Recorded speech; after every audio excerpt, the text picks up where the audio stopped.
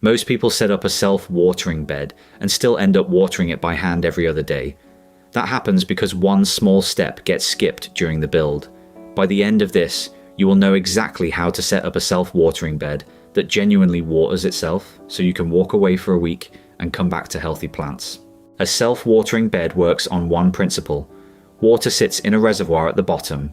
A wicking layer above it pulls moisture up into the soil. The roots grow down toward that moisture. You are letting the plant drink from below on its own schedule. That is the whole system. Get these ready before you start. You need a raised bed at least 30 centimeters deep. You need a heavy-duty pond liner or thick black polythene sheeting. You need overflow pipe, inlet pipe, and a length of agricultural drainage pipe or perforated pipe. You need a bag of coarse gravel or perlite. You need your soil and compost mix for the growing layer above it. Lay your liner inside the raised bed. Press it firmly into the corners. You want no gaps at the base. The liner creates the reservoir, so it has to hold water. Fold and staple the excess liner at the top edge of the bed. Do not cut it yet. Leave about 5 centimeters of liner above the soil line for now. Drill or punch a hole through the side of the bed and the liner together. Place it at exactly 15 centimeters from the base of the liner.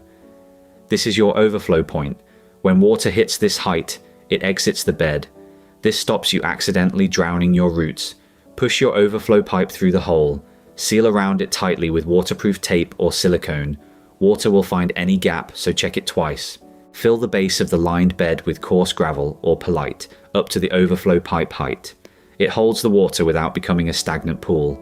15 centimeters of gravel is your target depth. Cut a section of perforated drainage pipe about 40 centimeters long. Stand it upright in the center of your gravel layer. Pack it tightly with your growing mix, pressing it down firmly. This column is the bridge between the reservoir and the soil above. Do not skip this piece. Without it, the wicking action is unreliable. Take a straight pipe, at least 2 centimeters in diameter. Push it down through the gravel at one corner of the bed, all the way to the base.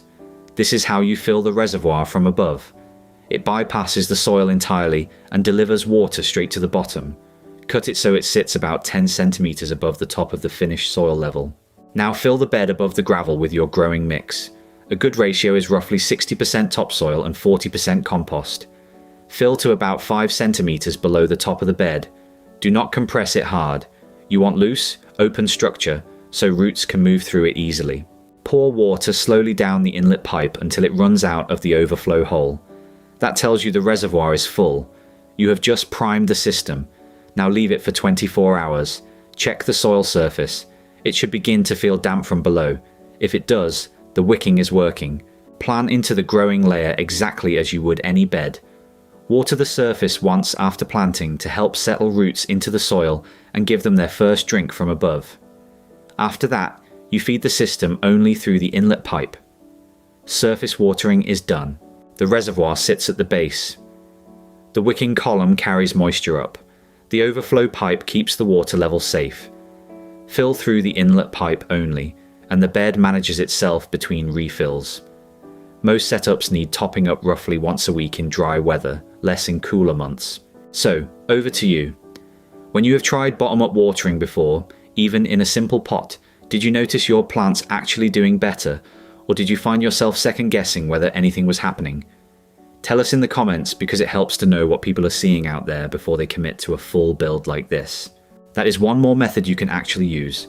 Subscribe to Grow A Lot Studio and I will keep showing you exactly how it is done.